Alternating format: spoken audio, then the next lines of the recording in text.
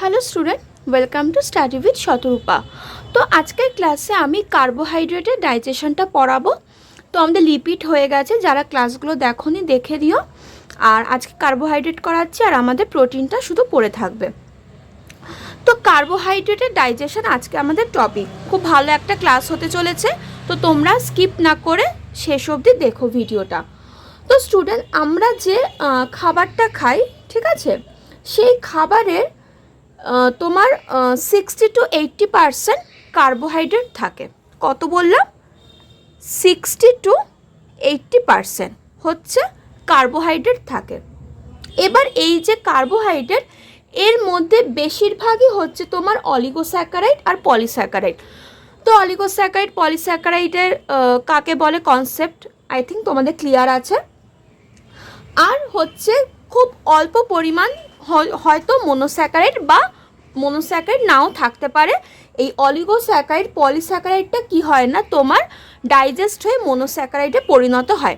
তারপর সেই মনোস্যাকারাইডটা কি হয় না, তোমার শোষিত হয়ে পোর্টাল শিরায় প্রবেশ করে। তো বেশিরভাগটাই তোমার অলিগোস্যাকারাইড আর পলিস্যাকারাইড হিসেবেই আমরা কার্বোহাইড্রেটটাকে গ্রহণ করি। তো আমরা যে শর্করা গ্রহণ করি, যদি আমরা তোমার 300 থেকে যদি 800 গ্রাম 300 থেকে যদি 800 গ্রাম আমরা কার্বোহাইড্রেট গ্রহণ করি, তাহলে সেখান থেকে আমাদের 1000 থেকে তোমার 2500 মতো কিলো ক্যালোরি তাপ তৈরি হবে, তাপ শক্তি তৈরি হবে। ঠিক আছে, যদি আমরা 300 থেকে 800 গ্রাম মতো কার্বোহাইড্রেট গ্রহণ করি, সেখান থেকে আমরা পাবো 1000 থেকে 2500 কিলো ক্যালোরি তাপশক্তি। ক্লিয়ার? এবার এই যে ডাইজেশনটা, এটা কোথায় হয় না, এটা মুখবিবরে হয়। মুখবিবরে আমাদের লালারস আছে, তো সেই লালারসে শুরু হয় আর শেষ হয় কোথায়? ক্ষুদ্রান্তে। ক্ষুদ্রান্তের আন্তিক রসের হেল্পে এটা মানে পাচনটা শেষ হয়। তো আমরা যখন খাবারটা খাই তখন আমরা জানি আমাদের লালা গ্রন্থি থেকে লালারস সিক্রেট হয়।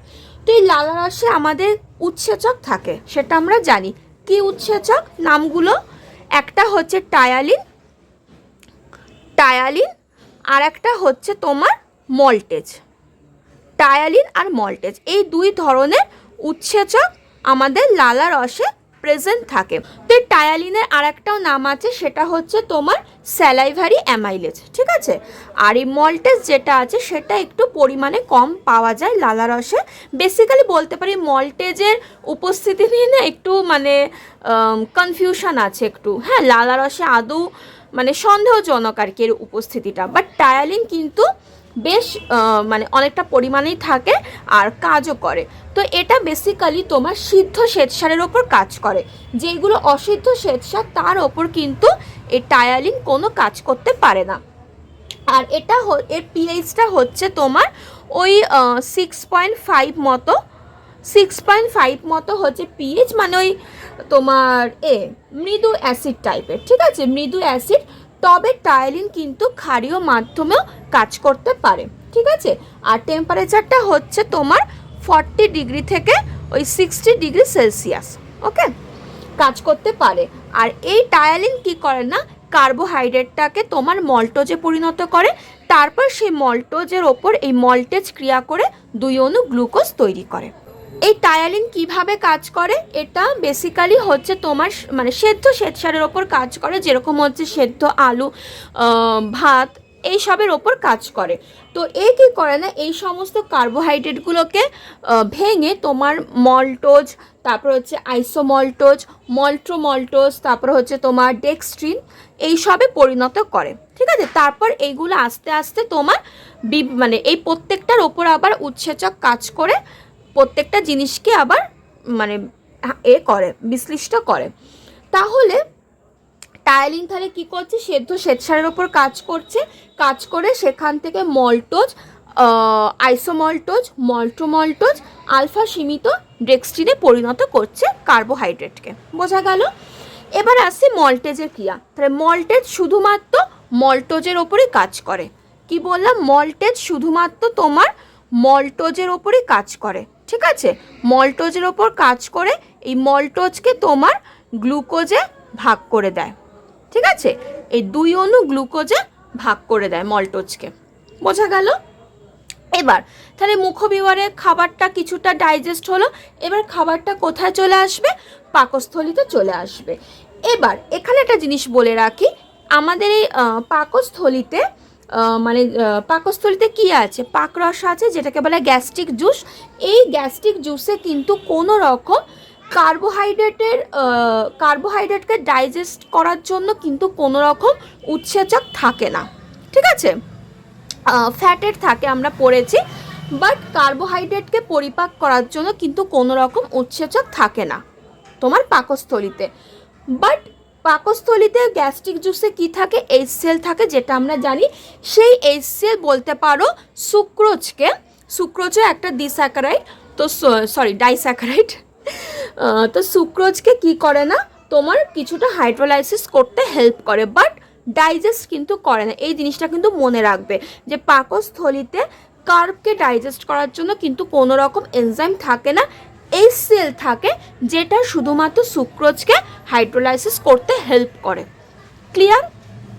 এবার তাহলে খাবারটা কোথায় চলে আসবে? স্মল ইন্টেস্টাইনে চলে আসবে, মানে ক্ষুদ্রান্তে।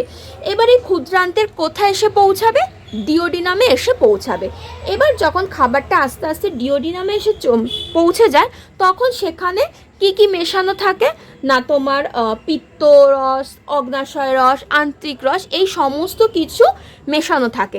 এবার এই প্রত্যেকটা জিনিসই কিন্তু আলাদা আলাদাভাবে ডাইজেস্ট করতে হেল্প করে।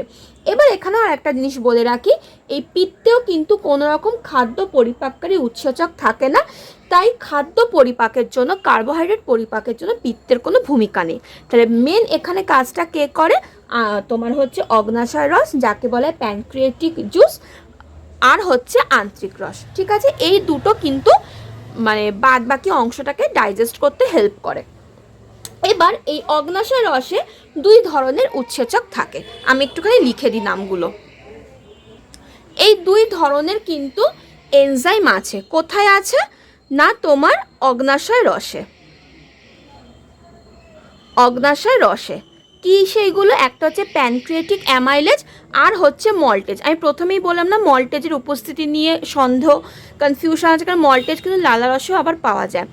তো এই প্যানক্রিয়েটিক যে অ্যামাইলেজ আছে, এই উৎসেচকের একটু বৈশিষ্ট্য আছে, যেরকম এই উৎসেচকটা আবার সেদ্ধ অসেদ্ধ দুটো শ্বেতসার, মানে দুই ধরনের শ্বেতসারের ওপরে কিন্তু কাজ করতে পারে। টায়ালিন কি ছিল? টায়ালিন শুধুমাত্র সেদ্ধ শ্বেতসারের ওপর কাজ করে, কিন্তু প্যানক্রিয়েটিক অ্যামাইলেজ আবার সেদ্ধ আর অসেদ্ধ দুই ধরনের দুই ধরনের শর্করার শ্বেতসারের ওপর কিন্তু কাজ করতে পারে। আর হচ্ছে এটা তোমার টেম্পারেচারটা হচ্ছে 45°C মতো, আর পিএইচটা হচ্ছে তোমার ওই অ্যারাউন্ড 6.7, মানে মৃদু অ্যাসিড বলতে পারো। এবার এখানে একটা জিনিস বলে রাখি, শিশুর যখন 6 মাস বয়সটা থাকে, মানে 6 মাস বয়স অবধি কিন্তু শিশুদের এই অগ্নাশয় রসে কিন্তু এই উৎসেচকটা থাকে না। হ্যাঁ, এটা একটু মাথায় রাখবে। তাহলে বোঝা গেল উৎসেচকটার বৈশিষ্ট্য। এবার আসি এই উৎসেচকটা কিভাবে কাজ করে।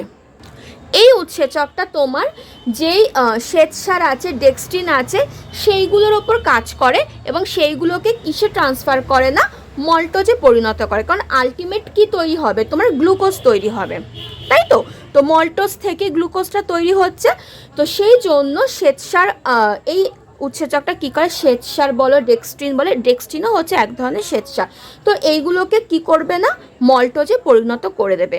আর মল্টোজে যে পরিণত করে দেবে, সেখানে কে কাজ করবে? মল্টেজ। এই মল্টেজের কাজ শুধুমাত্র মল্টোজের ওপর, ঠিক আছে? মল্টোজের ওপর তখন ওই মল্টোজটাকে ভেঙে 2 অণু গ্লুকোজ তৈরি করবে। ক্লিয়ার? তাহলে এই হয়ে গেল অগ্নাশয় রসের উৎসেচকের কাজ। এবার আসছি আন্ত্রিক রসে পরিপাক। তো আন্ত্রিক রসে কিন্তু বেশ অনেকগুলো উৎসেচক আছে, আমি পরপর নামগুলো বলছি। ফার্স্ট উৎসেচকটা হচ্ছে সুক্রেজ। আমি বলেছি এজ মানে বুঝবোটা এনজাইম, তো সুক্রেজ কার ওপর কাজ করে? সুক্রোজের ওপর কাজ করে।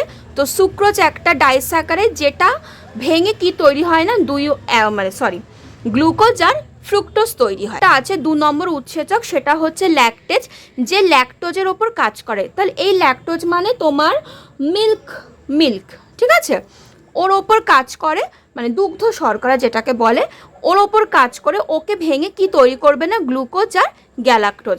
কারণ আমরা জানি ল্যাকটোজ কী নিয়ে তৈরি হয়, গ্লুকোজ আর গ্যালাক্টোজ, এগুলো সব এক অণু করেই তৈরি হয়। ঠিক আছে, তাহলে এই হয়ে গেল 2 নম্বর এনজাইম।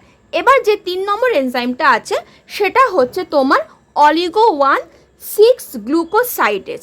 এই অলিগো 1,6 গ্লুকোসাইডেজ এ কি করে না, আইসোমল্টোজকে ভেঙে গ্লুকোজে পরিণত করে। ঠিক আছে, এবার যে 4 নম্বরটা আছে সেটা হচ্ছে আলফা সীমিত ডেক্সট্রিনেজ। তো এ কি করে না, ডেক্সট্রিনকে প্রথমেই বললাম যে সেদ্ধ শ্বেতসার ভেঙে মল্টোজ, আইসোমল্টোজ, ডেক্সট্রিন এইগুলো তৈরি হয়। তো এই ডেক্সট্রিনেজ কি করে, ডেক্সট্রিনকে গ্লুকোজে পরিণত করে। 5 নম্বর হচ্ছে মল্টেজ। তো মল্টেজটা খুব ইজি, মল্টেজ শুধুমাত্র মল্টোজের ওপরই কাজ করে। তো মল্টোজকে ভেঙে ও 2 অণু গ্লুকোজ তৈরি করে। ঠিক আছে, এবার আসে 6 নম্বর যেটা, সেটা হচ্ছে তোমার ইন্টেস্টিনাল অ্যামাইলেজ। ঠিক আছে,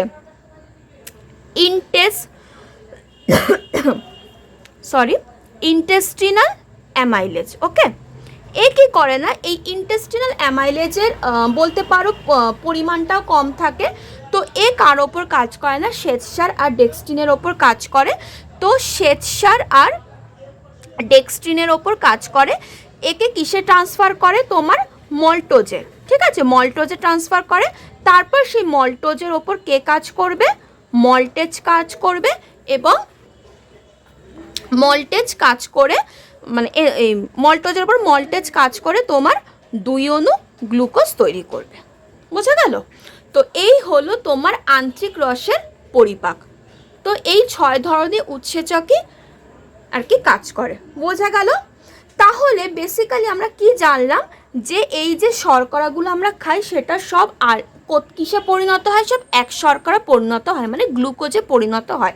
তো অলিগোস্যাকারাইড, পলিস্যাকারাইড এগুলো প্রথমে ডাইস্যাকারাইডে পরিণত হয়, দেন ওখান থেকে মনোস্যাকারাইডে পরিণত হয়, এবং তারপর এগুলো কোথায় যায়, তারপর এগুলো তোমার মানে ক্ষুদ্রান্তে মানে এন্ড হচ্ছে ব্যাপারটা, দেন ওখানে মানে শোষিত হয়ে পোর্টাল শিরার মাধ্যমে রক্তে চলে যায়। বোঝা গেল?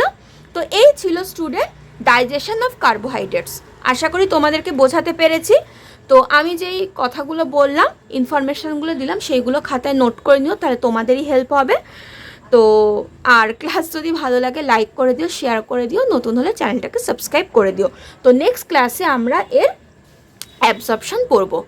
তো সবাই ভালো থেকো, সুস্থ থেকো, দেখা হচ্ছে নেক্সট ক্লাসে। টাটা।